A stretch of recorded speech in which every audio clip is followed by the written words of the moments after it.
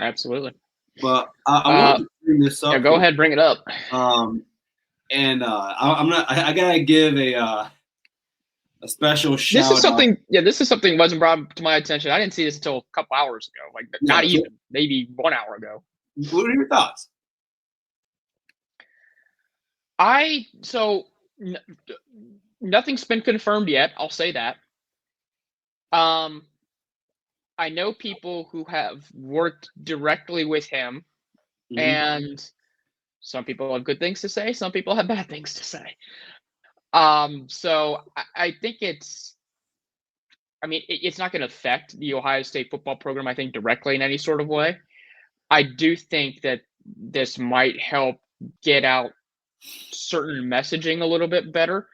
I don't think that this is in any way connected to what happened with the game time issues. I don't think this was Jerry Emig's fault. But and by the way, for those that don't know, we are talking about the possibility that Jerry Emig might be leaving Ohio State. We don't know. Again, nothing has been confirmed. We don't know if he is leaving. We don't know if it's him leaving on his own volition, whether retirement or another job, or if he got a pink slip. We don't know.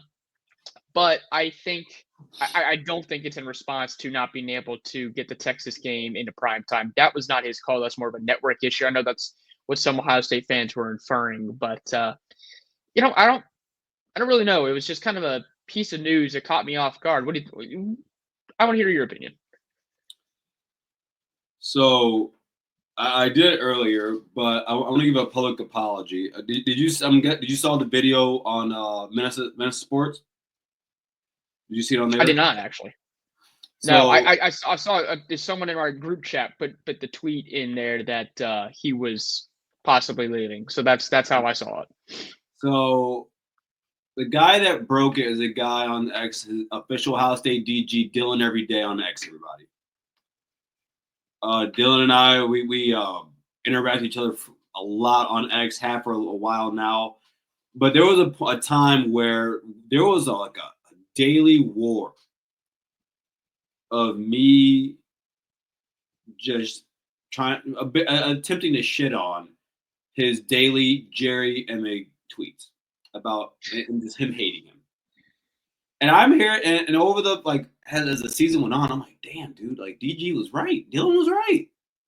And then he on the Minnesota Sports channel today, he sent like a $10.99 or not like a $10 super chat, breaking the news, saying, dude, he's out of here.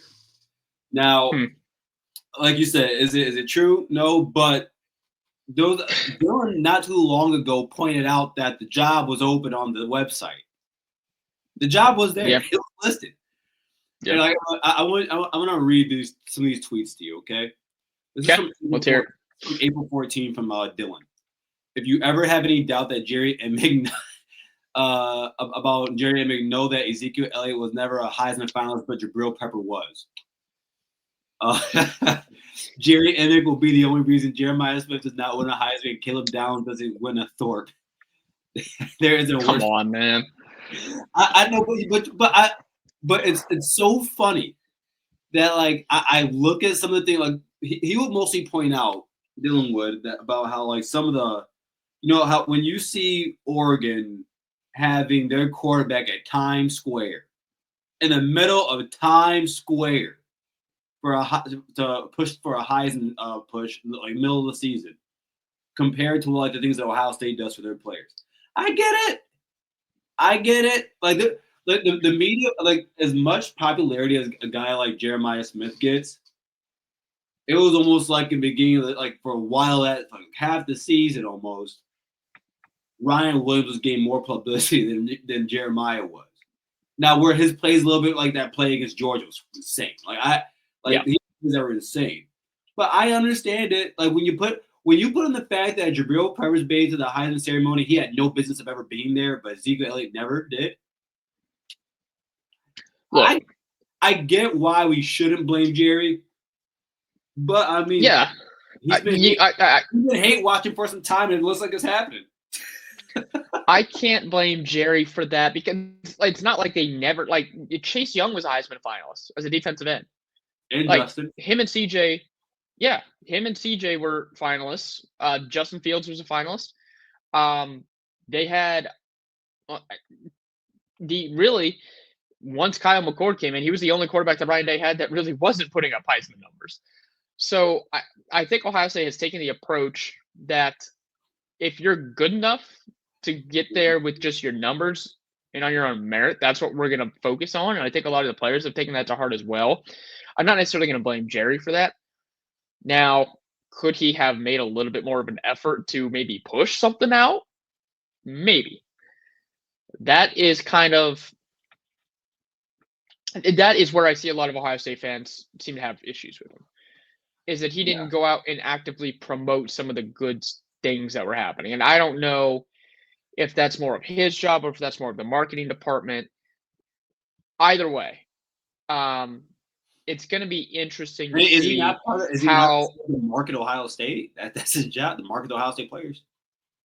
Well, no, he's a communications guy, which, in a way, I mean, part of that should be that, sure, but we'll see how and if, I guess, how or if things change if he ends up retiring, as people seem to think that he is. That will be interesting. I want to see if there is all of a sudden this shift in the narrative of Ohio State promoting players, or even just promoting the team in general. So we'll see. I like I said, I know. Rod jamming Dorito Cabin at him. I know. The chat wants him gone. It's about wanting. I know some people personally that dealt with him, and some people liked him when they were, giving out credentials. Some people didn't. He was, and maybe that's part of the problem. If you're a communications person, your job is to get people to like you, and if it's a mixed bag, maybe that's the problem. Maybe that's why it was time for him. If he does retire, maybe it was his time. Yeah, I don't know. And you know what? Like I always feel like when people get communications degrees, I always feel like the one part you can't learn in college is how to be likable. Yeah. And my dad, he has a major in communications. He's actually never used it. Yeah. But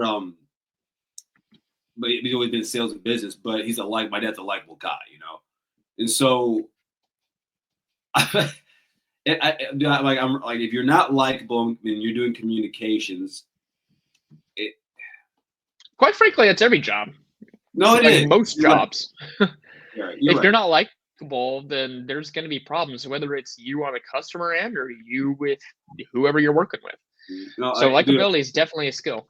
As a longtime HR professional, I can sit here and tell you, being liked is half the job. I mean, half of getting hired. It's being likable. I remember one time I got an accounting job position. Didn't know a lick, but damn, I did great in that interview. Got to kill the interview. That's part of it. Oh. Yeah. So if he does retire, I'll be interested to see how the communication is shifted regarding the players and the team in general. I think the team did a pretty good job of promoting itself and promoting certain initiatives, but to your point and to other people in the chat's point, the player specific promotion that maybe could have been better.